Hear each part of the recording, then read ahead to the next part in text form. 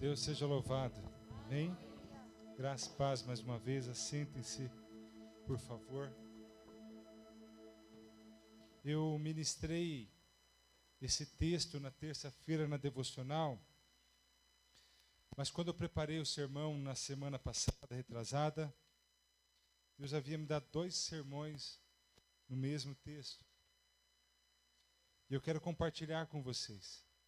Quem me assistiu na terça-feira pode achar que está ouvindo o mesmo sermão. O começo sim, mas o decorrer deles é diferente e Deus falará ao seu coração. E acredito que mesmo que fosse o mesmo, Deus também falaria ao seu coração. Amém?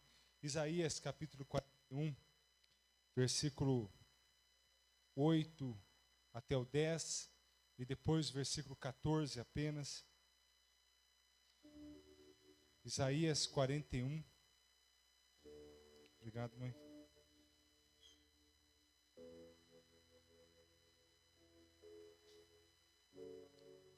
Isaías 41, versículo 8 até o 10, depois o versículo 14.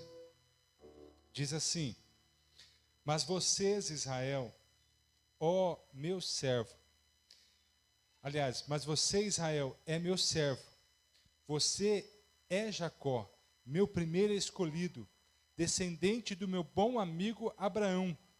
Eu trouxe vocês do mundo inteiro, chamei-os dos cantos mais obscuros da terra, dizendo a cada um: você é meu servo, está do meu lado. Eu escolhi você, não o abandonei. Não entre em pânico, eu estou com você. Você não precisa ter medo, porque sou seu Deus. Vou dar forças a você. Eu o ajudarei. Você encontrará firmeza em mim. Vou segurá-lo pela mão. Versículo 14. Você se sente como verme insignificante, ó Jacó? Não tenha medo. Sente-se como um frágil inseto, Israel. Eu vou ajudá-lo. Eu, o Eterno, quero encorajá-los. Deus seja louvado. Amém? Acredito que muitas pessoas, estão à procura de descobrir quem são elas. Quem faz faculdade, quando começa ali o curso, o professor passa pedindo para que cada aluno se apresente. Aí o aluno vai se apresentar, né, Esther? Aí uma pergunta que o professor faz é: por que você está fazendo esse curso?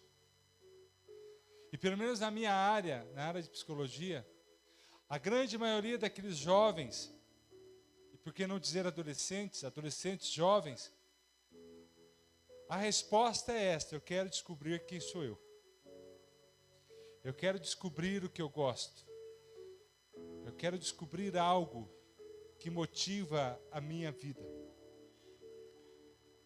Aí você fica reparando nesta resposta e no decorrer do curso, você vai vendo que a pessoa deixa de ter segurança na vida. A pessoa deixa de viver uma vida segura porque não sabe quem ela é. Não sabe o propósito da sua vida. Não sabe o porquê está ali. Aí ficam, de repente, 2, 3, 4 anos em uma faculdade, em um curso, para chegar no final dele e falar: não era isso que eu gostaria de saber, eu continuo seguindo, tentando descobrir quem sou eu. A insegurança é o tema mais debatido entre os políticos. Toda a campanha é pautada muitas vezes nesse pilar insegurança, ou melhor, segurança.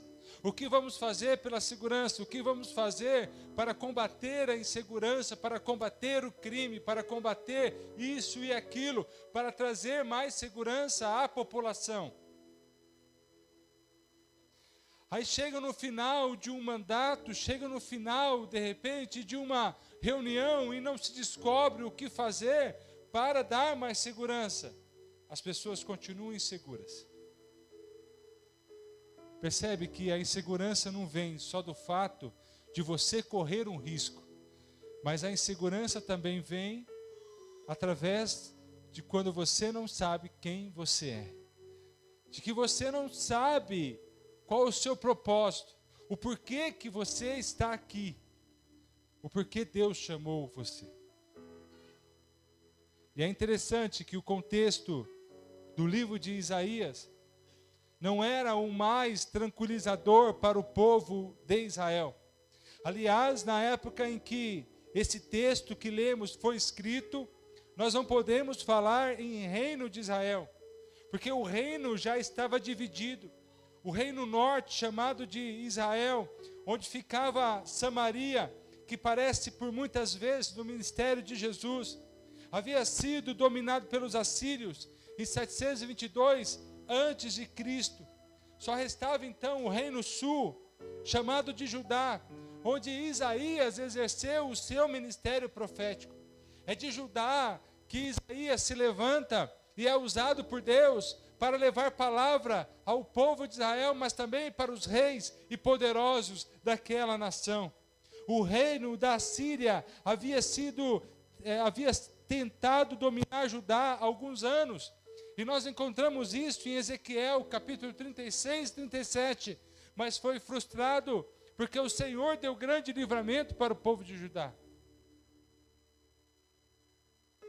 Mas ainda havia ameaça, ainda havia aquele sentimento de insegurança. A qualquer momento podemos ser invadidos, a qualquer momento nós podemos ser dominados, a qualquer momento nós podemos ter roubado, saqueado tudo aquilo que nós conquistamos.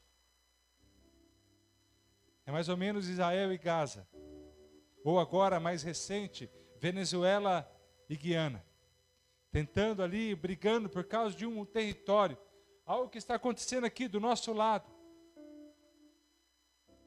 Não sabe qualquer momento, não sabe qual momento ou a qualquer momento poderá um invadir o outro e ter uma guerra, trazer insegurança para aqueles povos, para aquelas pessoas que lá habitam.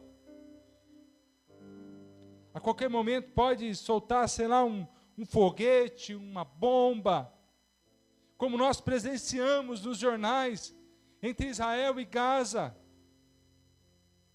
entre Israel e Palestina. Em algumas regiões, há conflitos, na África mesmo, ou conflitos religiosos, como a nossa missionária Marilande disse aqui, que você não pode ter liberdade para manifestar a sua religião cristã evangélica, porque você está sujeito a morrer. A insegurança reina, muitas vezes, sobre as nossas vidas, nosso coração, as pessoas. E é no momento de insegurança que o Senhor fala para Israel: não temas, porque eu estou contigo. Não te assustes, porque eu sou o teu Deus. Eu te fortaleço, ajudo, sustento com a minha destra fiel. Agora, meus irmãos, então nós precisamos trazer essa realidade para as nossas vidas. Para o momento ou os momentos em que nós sentimos fragilizados, inseguros, com medo, ansiosos. Deus também nos diz: não tenha medo. E por que Ele fala aqui para nós não termos medo? Porque Ele conhece as nossas limitações. Ele conhece a sua limitação. Ele sabe até onde você aguenta, até onde você pode ir. Versículo 14: não tenha medo, ó bichinho de Jacó, nem vocês, povozinho de Israel, eu te ajudo, diz o Senhor, e o teu Redentor é o Santo de Israel. Meus irmãos, aqui Deus chama o povo de bichinho de Jacó, dá uma amenizada, aqui na Almeida, século 21. Mas no hebraico não é bichinho de Jacó, é verme. Deus chama o povo de verme. A palavra é toliat, é verme. Mas por que Deus chama o seu povo de verme? Será que Deus estava bravo com o povo de Israel, seus vermes? Será que Deus estava ali mostrando a sua indignação para o povo de Israel, os chamando de verme? Deus chamou o povo judeu de verme, e pode muito bem nos chamar de vermes, porque no contexto da mensagem, e que Deus está falando ao povo pela boca do profeta Isaías, verme era o bichinho mais desamparado, mais desprotegido, que Deus podia usar como comparação ao povo. Verme não é rápido, é um bicho que se arrasta. Verme não é forte. Alguns insetos têm ferrão, tem uma casquinha, protege ali. Que nem aquela largata que se você põe a mão, você se queima. A Evinha que gosta dessas bichinhas, né, Evinha? A Evinha se vê na outra quadra, ela já corre para outra cidade, ela corre. Porque verme é um bicho desamparado.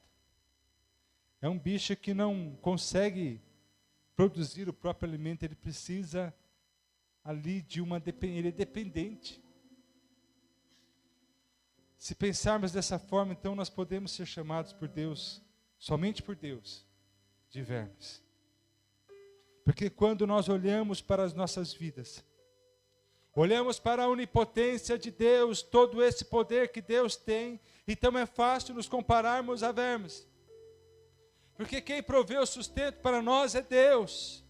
Quem dá o emprego é Deus. Quem faz com que ganhemos o pão de cada dia é Deus. Quem nos dá saúde é Deus. Quem nos cura é Deus.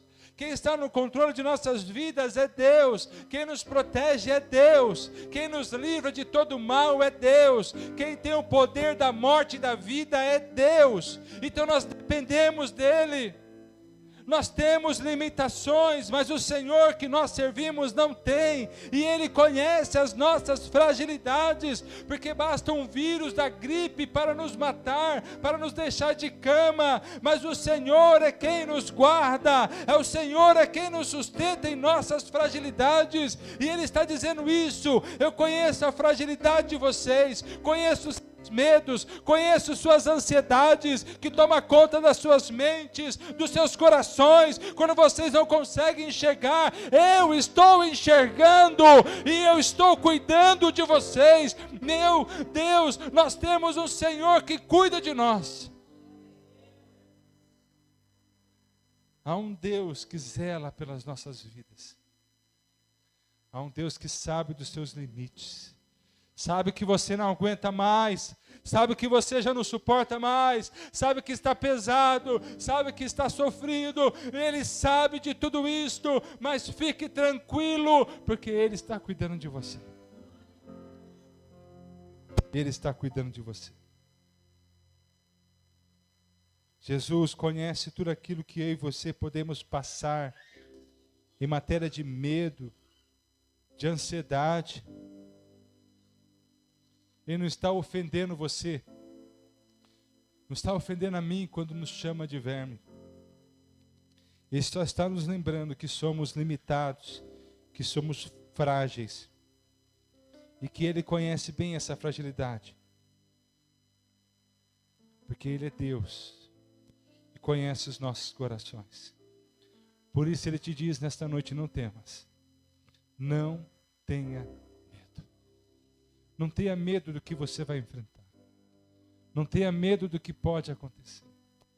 Não tenha medo dos seus limites. Não temas, eu sou o seu Deus. A segunda lição que eu aprendo aqui: por que Ele pede para nós não temermos? Porque Ele é o Deus que nos ajuda. O versículo 14, ainda na parte B, diz: eu te ajudo, diz o Senhor, eu te ajudo. Meus irmãos, Deus não diz só que conhece a nossa limitação. Em contrapartida, Deus diz no mesmo versículo em que nos chama de vermes, Ele ainda diz: eu te ajudo.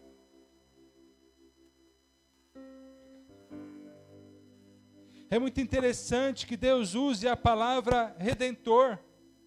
Aqui a palavra redentor é goel, no hebraico, que é o mesmo usado lá em Números, quando falava de alguém que era contratado para vingar a morte do outro. Era como se fosse um protetor, um vingador. Aí o Senhor, em Goel, ele fala então, essa palavra usada para que resgate. É a mesma palavra usada lá em Ruth, capítulo 2, versículo 20.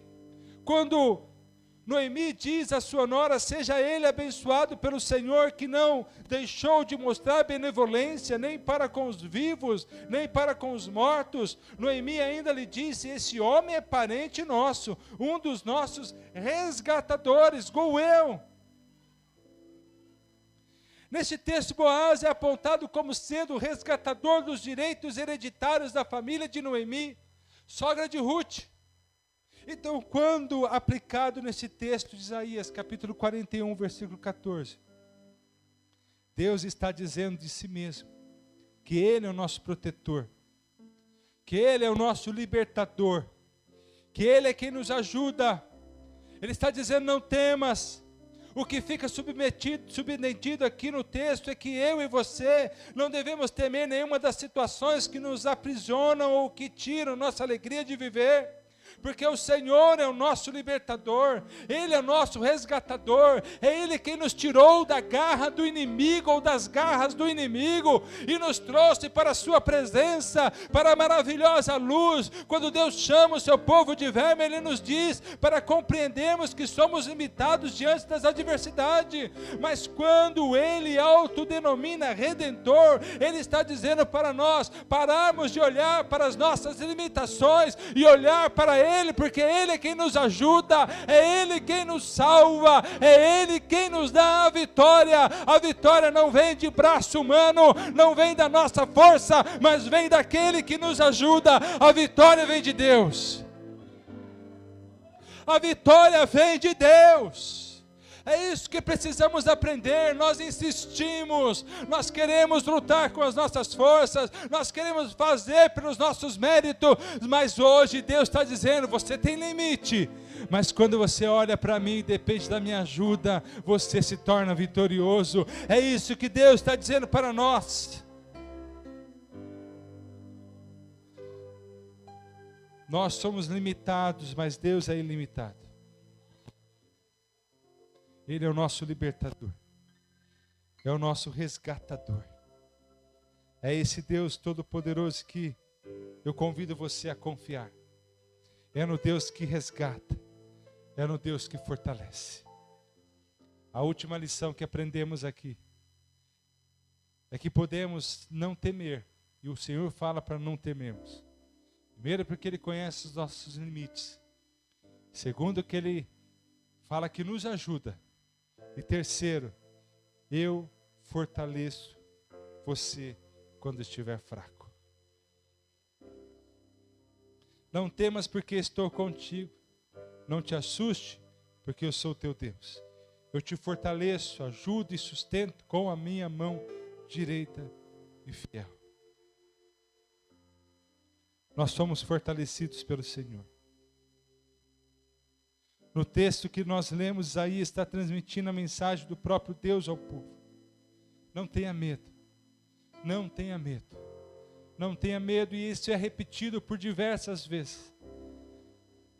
É algo que era para ficar marcado, que era para ficar impregnado no coração e na mente do povo de Israel. Não tenha medo. Mas quantas pessoas dessas que ouviram o profeta anunciando a mensagem de Deus, acabariam depois indo para o cativeiro babilônico. Mas lá eles poderiam lembrar disso, olha, não tenha medo, o Senhor nos fortalece. Quantas dessas pessoas que foram para o Babilônia, para o cativeiro babilônico, que ficaram enfraquecidos. Mas eu acredito que essa palavra ecoava na mente deles, olha, não tenha medo. Não tenha medo. Eu fortaleço vocês. O próprio profeta Isaías foi uma dessas pessoas que precisou ser fortalecido por Deus para suportar a provação. A tradição judaica diz que ele foi morto pelo perverso rei de Judá chamado Manassés, filho do rei Ezequias. Seria em reverência a ele que o autor da carta aos Hebreus, ao falar sobre os heróis da fé, disse no capítulo 11, no versículo 37, que uns foram cerrados ao meio. Imagina Isaías sendo cerrado ao meio, mas ele ouvindo aquilo dizendo, não temas, mas o serrote passando pelo seu corpo, e ele ouvindo, não temas, eu te fortaleço, você estará comigo, eu te ajudo. Irmãos, mas não negou a fé, não deixou de vir ao culto, não abandonou a oração, não abandonou a leitura, mas permaneceu, porque creu na palavra do Senhor, e isso está escrito em Hebreu, porque creu. É esse Deus que nos fortalece.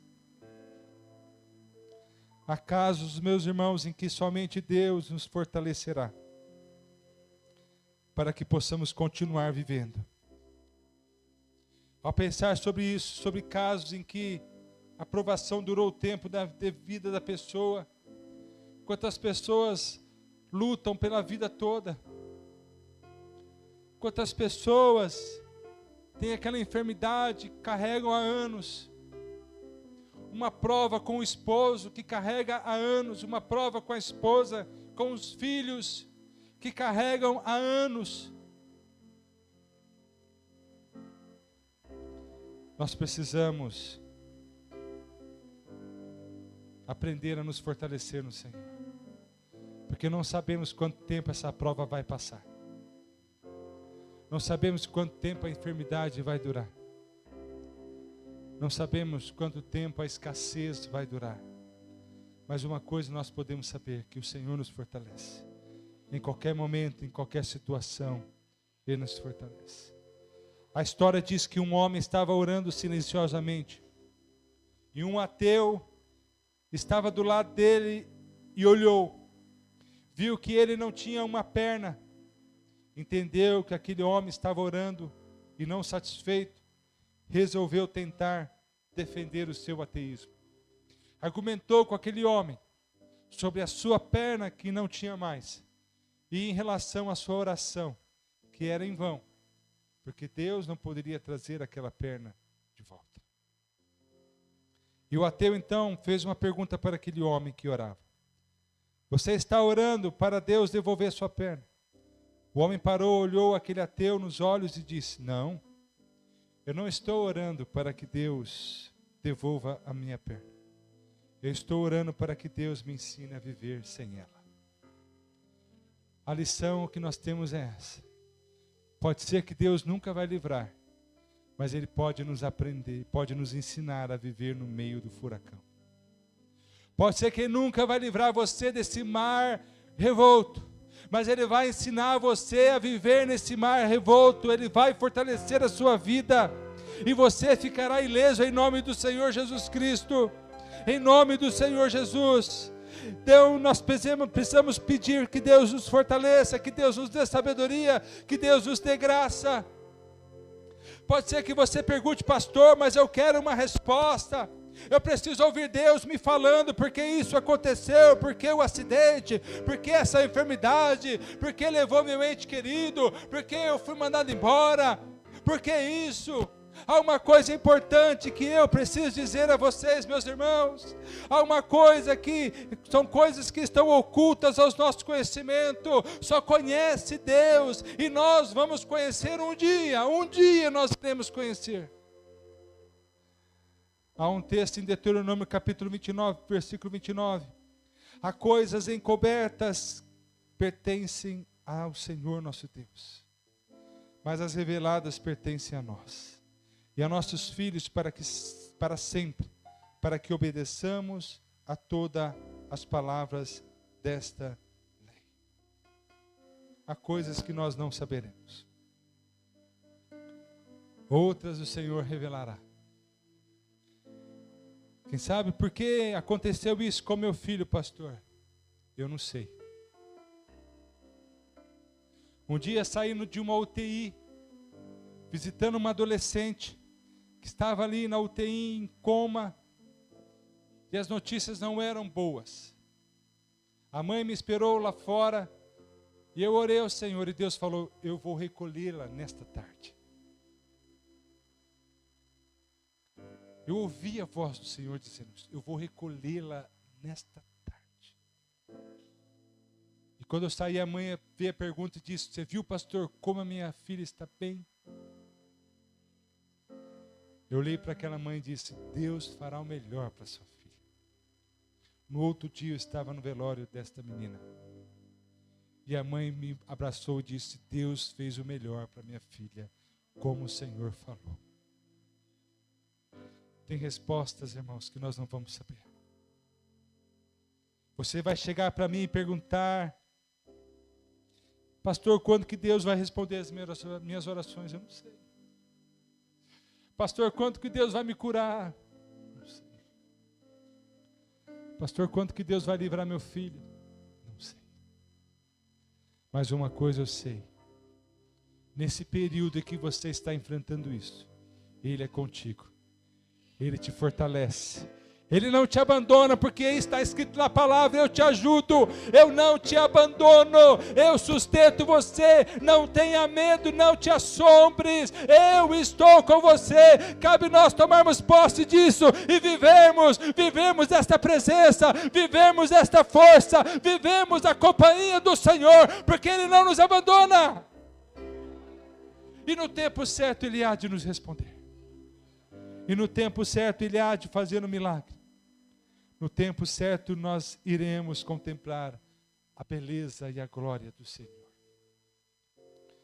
Eu concluo dizendo o seguinte, não tenha medo. Não tenha medo. Não tenha medo. O Senhor está conosco. Ele conhece as suas lutas, conhece as suas fragilidades, conhece os seus limites. Ele te ajuda, Ele te fortalece. Ele está com você. Coloque-se em pé.